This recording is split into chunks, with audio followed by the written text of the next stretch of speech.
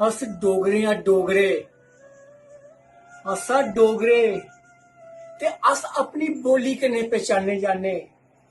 साड़ी भाषा डोगरी है, सोहरे कन्नै गै पहचाने जाने। असें अपने बच्चें गी अपने इस्सै हत्थें कन्नै पालेआ ते अज्ज अग्गे जेल्लै उंदे बच्चे होए ते सानू आखा पापे जी साढ़े बच्चे कन्नै डोगरी नहीं बोलो। इंदे कन्नै तुस डोगरी बोलगे ते लोकें इ'नें ग्राईं आखना। ते कुदै बाहर जाङन ते उ'नें आखना ग्राईं आइये। ओह् में तुंदे कोला पुच्छना कि डोगरी होना कोई गाल है? एह् साढ़ी मात्तर भाशा अपने जम्मू दी भाशा है। एह् साढ़े अंग अंग बिच बसी दी है, साढ़े खूने बिच बसी दी है। ओए बसी दी है साढ़े बिच। इसी अस नहीं भुल्ली सकने आ, इसी नहीं भुल्ली सकने।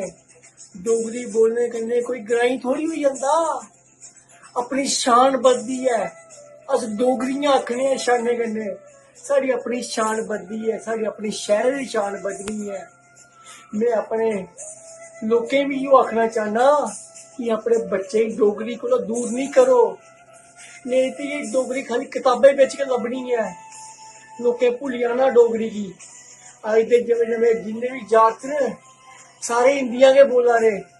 जेह्ड़ा जमदा उसी हिंदी बोलना सखाई ओड़दे। ओह् हिंदी बोलो, मैं थोड़ी आखा दा हिंदी नहीं बोलो, लेकिन डोगरी का भी ज्ञान दियो अपने बच्चे गी।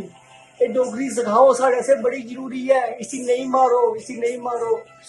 ये साढ़े पूर्वजें साढ़े दादें इसी अपने हत्थें कन्नै बाहर है, हत्थें कन्नै सीजे दा है। इसी बोलो, अपनी जनरेशनें गी सखाओ। दसो डोगरी केह् है। बाहरली स्टेटां जिन्हें अपनी भाशा अपनांदी है, बाहरली स्टेटां कदें अपनी भाशा कोला पिच्छे होंदी है? जो उंदी भाशा होए उइयो बोलदी है। फिर अस की नहीं अपनी डोगरी बोलचै? की नहीं बोलचै डोगरी? मैं ते बोलनी डोगरी, मैं अपने बच्चें गी बी सखानी, सारें गी सखानी डोगरी। तुस बी सखाओ।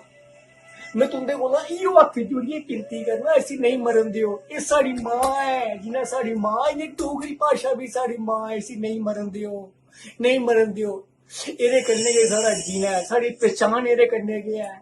एह्दे कन्नै गै साढ़ी पहचान है।